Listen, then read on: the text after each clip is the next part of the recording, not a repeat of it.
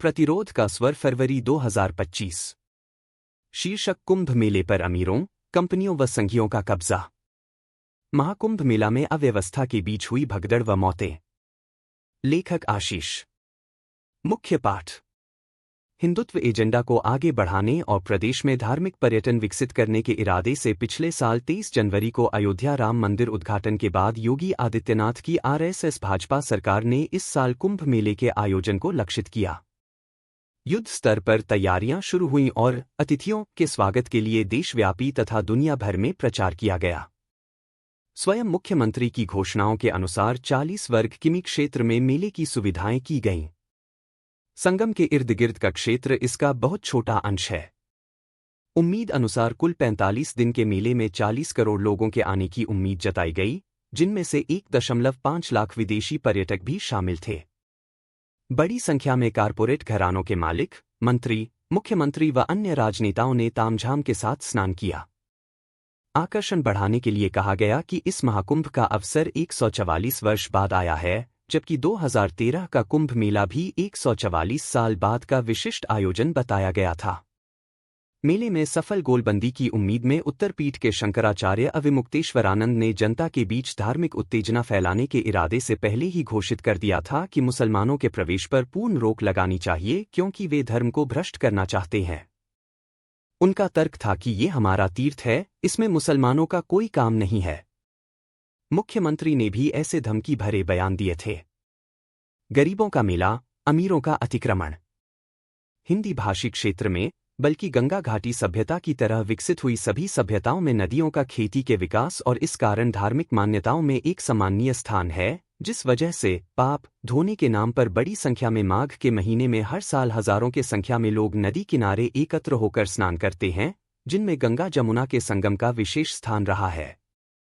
इतिहास और कथाओं का एक बड़ा घालमेल इस व ऐसी सभी परंपराओं के साथ जोड़कर प्रस्तुत किया जाता है।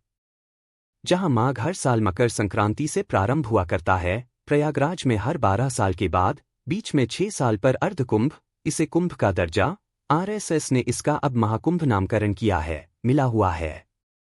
इसमें समुद्र मंथन के समय प्राप्त अमृत कलश के लिए देवताओं और राक्षसों के बीच युद्ध में कलश से छल के अमृत की बूंद की कथा, राजा हर्षवर्धन द्वारा 12 साल पर प्रयागराज में राजकोष से गरीबों के बीच धन वितरण किया जाना, राजा अकबर द्वारा कुंभ के समय नहान में एकत्र भीड़ देखकर इसे देवस्थान, अल्लाह का स्थान, इलाहाबाद घोषित करना और अंग्रेजों द्वारा इस मौके पर मेले को ढंग से सजाकर राजस्व वसूली की योजना बनाना इससे जुड़े है।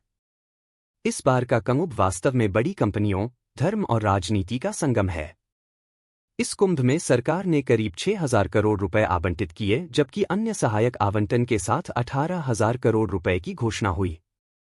दुकानों के आवंटन में किराए की भारी भरकम, पिछले कुंभ से 10 से 15 गुना ज्यादा रकम वसूली गई। मेले में गंगा व संगम किनारे कुल उपलब्ध क्षेत्रफल में एक बड़ा हिस्सा प्रशासनिक व्यवस्थाओं, 40,000 पुलिसकर्मी वहां रुके, पूरा प्रशासनिक तंत्र स्थापित हुआ, 1.5 लाख टेंट लगे जिनमें 10,000 से 1 लाख रुपए रोज तक का किराया था। 13 अखाड़ों को एकड़ों में जमीन दी गई और पर्वों पर इन अखाड़ों द्वारा स्नान करने तथा वीआईपी नहान के लिए संगम पर 5 घाट छोड़े गए। आम जन के लिए करीब 35 अलग घाट थे। शहर के अंदर लोगों के प्रवेश को सीमित करने के लिए गंगा किनारे दोनों तरफ विशेष सड़क बनाई गई और पार करने के लिए 30 पीपा पुल निर्मित किए गए, जिनमें 18 आमजन और शेष विशिष्ट प्रयोग के लिए थे।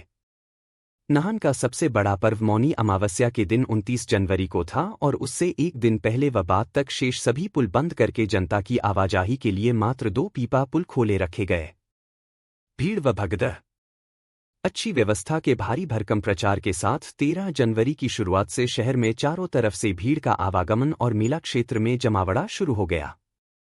28 जनवरी की भोर 12 बजे से ही भीड़ का दबाव वीआईपी क्षेत्रों व नहान घाटों पर बढ़ता रहा और वीआईपी घाटों पर दबाव छांटने के लिए मेला क्षेत्र कमिश्नर समेत आला अफसरों ने लोगों को संगम पर न जाने और जहां हैं वहीं नहान पूरा करके लौटने की हिदायत दी तथा पुलिस व बैरिकेड द्वारा भीड़ को रोका।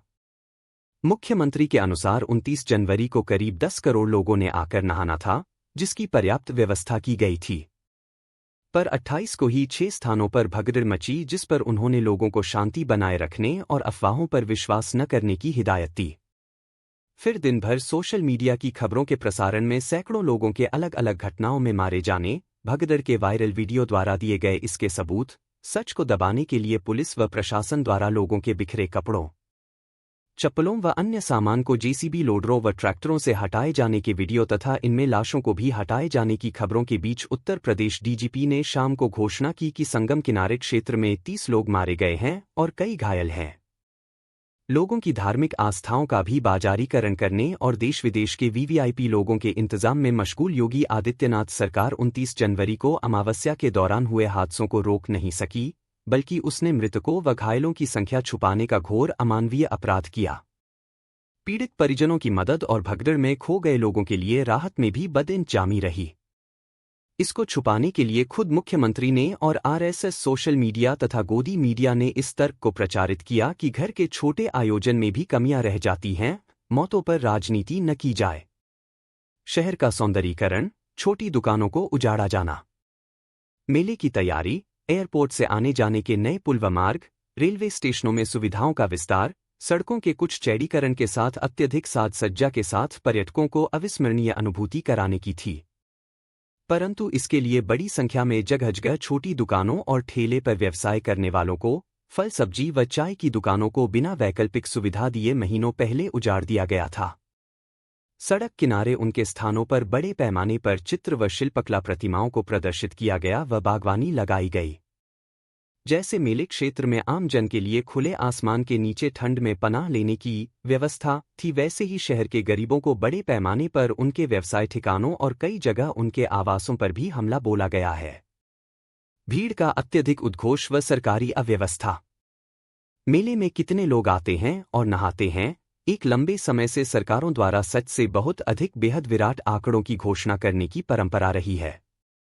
इसकी प्रेरणा बड़े पैमाने पर लोगों का अपने पीछे राजनीतिक समर्थन दिखाना तो रहा ही है, इसमें इतने ज्यादा लोगों के लिए रहने, आने जाने के परिवहन, स्वास्थ्य व अन्य सुविधाओं की व्यवस्था करने हेतु धन के आवंटन और उसकी मलाई हड़पने का उद्देश्य भी शामिल है, जिसमें बड़ा मीडिया भी भागीदार है। इलाहाबाद शहर की जनसंख्या 15 लाख है। इसकी सड़कों की यातायात क्षमता सुबह और शाम काम के लिए जाने, काम से छूटने और स्कूलों के छूटने के समय लगने वाले जाम के दौरान हर रोज प्रदर्शित है। 28 और 29 जनवरी को मेला क्षेत्र में प्रवेश करने वाले हर मार्ग पर पैदल चलने वालों की खचाखच भीड़ कुल 4 किलोमीटर से 6 किलोमीटर के बीच रही। कुल मिलाकर यह 50 किलोमीटर लंबे दायरे की भीड़ थी और क्योंकि मेला क्षेत्र ठसाठस पैक था, यह केवल छोटी कतारों में आगे बढ़ पा रही थी। क्योंकि इन मार्गों की चौड़ाई 10 से 20 मीटर के बीच है, किसी भी आकलन में यह भीड़ 10 से 12 लाख के दायरे में ही होगी। क्योंकि व्यवस्था में वीआईपी क्षेत्रों को मुक्त रखना था, इसलिए मुख्य संगम क्षेत्र के पीपा पुल बंद थे और उनसे दूर इनके प्रवेश व निकासी की सुविधा थी और प्रशासन ने लोगों को दसियों किमी तक की पदयात्रा कराई। सरकार और कारपोरेट मीडिया के फर्जी दावों को छोड़ दें तो भी अमावस्या स्नान के लिए बड़ी संख्या में लोग मेला क्षेत्र और शहर के आसपास पहुंच गए थे। जिला प्रशासन का पूरा ध्यान संगम नोड्स जहां गंगा जमुना नदियों का मिलन होता है, उस छोटे से स्थान को पूरी तरह से वीआईपी, अखाड़ों और साधु संतों के लिए आरक्षित करने में लगा रहा। हालांकि सरकारी प्रचार तंत्र में आम जनता को संगम में अमृत स्नान के लिए आमंत्रित किया गया था, इसलिए लाखों लोग संगम नोड्स पर ही स्नान करना चाहते थे। 28 से 29 जनवरी को कम से कम 2 भगदड़ के बाद मेला क्षेत्र और शहर के चारों तरफ की अन्य जिलों से जोड़ने वाली सड़कों को पैदल व वाहनों के प्रवेश के लिए रोक दिया गया। पैदल क्षेत्र से दूर सड़कों पर वाहनों से आने वाले लोगों को भी रोका गया और इनका जाम सड़कों पर 50 से 100 किलोमीटर दूर तक लगा रहा, जिसे खाली होने में कुछ दिन लगे। जो ठसाठस भीड़ में 10 से 12 से 12 घंटे तक लोग फंसे थे और इनके फंसे रहने के लिए सरकार ने ढंग से बैरिकेटिंग भी लगा रखी थी और वाहनों में दूर तक फंसे यात्रियों के लिए सरकार ने न तो शौच की व्यवस्था की थी और न ही पीने के पानी व किसी भी तरह के भोजन की। सिर पर भारी गठरी लिए, बगल में बच्चे का हाथ पकड़े बिलखती महिलाएं व बूढ़े इस मेले की अव्यवस्था की स्थायी पहचान बन गए। पीड़ितों के सहयोग में आम जनता, अल्पसंख्यकों द्वारा दिल खोलकर सहयोग। मुसलमानों समेत सभी लोगों ने दिल खोलकर सहयोग किया।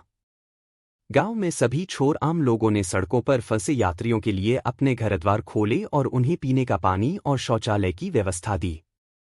कई स्थानों पर नौजवानों ने योजनाबद्ध रूप से खिचड़ी व पूड़ी भाजी बनाकर यात्रियों को खिलाई। 28 जनवरी को भोर से ही फंसे यात्रियों की शौच की आवश्यकता भांपकर AIKMS के स्थानीय कार्यकर्ताओं ने लोगों से सहयोग संगठित कराया और इसकी अपील जारी की। शहर के इस बहुप्रचारित मेले का सबसे यादगार सहयोग इलाके के मुस्लिम बाहुल्य इलाकों में देखने को मिला। वास्तव में ये इलाके बड़े स्टेशन के किनारे हैं और बड़ी संख्या में इनके बगल के मार्गों से यात्रियों का आना जाना था। पुलिस ने, शायद इस सोच से कि मुसलमानों की भागीदारी न हो, मुख्य मार्ग को जोड़ने वाली छोटी छोटी गलियों पर भी बैरिकेड लगा दिए थे। पर जब भीड़ बढ़ी और लोगों की जरूरतों की पुकार साथ में बढ़ी तो बैरिकेडों की रक्षा करने वाले पुलिसकर्मी भाग खड़े हुए और उसी के साथ इन इलाकों में लोगों का आपसी प्यार देखने को मिला। अल्पसंख्यक इलाके में मौजूद मुसलमानों ने, साथ में सिखों ने और हिंदुओं ने भी अपने घरद्वार पीड़ित यात्रियों के लिए खोल दिए। जिन मुसलमानों को महामंडलेश्वर और मुख्यमंत्री धर्म भ्रष्ट करने के नाम पर बाधित कर रहे थे, उनकी मस्जिदों, मदरसों, उनके कॉलेजों व उनके घरों में महिलाओं और बच्चों ने स्वागत के साथ उन्हें आराम करने की जगह दी, गद्दे व कंबल दिए, खाना खिलाया और चाय पिलाई। कुछ दिनों के इस प्रयास में शायद आमजन की भागीदारी व जोश किसी भी तरह से रोशनबाग में महीनों चले NRC विरोधी आंदोलन में भागीदारी से कम नहीं था। आशा है आप इस लेख को ठीक से सुन पाए होंगे। यदि अच्छा लगा तो इसे लाइक जरूर करें। इसके लिए लाइक बटन दबाएं। हमसे जुड़ने के लिए इस चैनल को सब्सक्राइब करें, इसके लिए सब्सक्राइब बटन दबाएं। लगातार नए लेखों की सूचना के लिए घंटी या बेल आइकन दबाएं। टिप्पणी या कमेंट भी करें।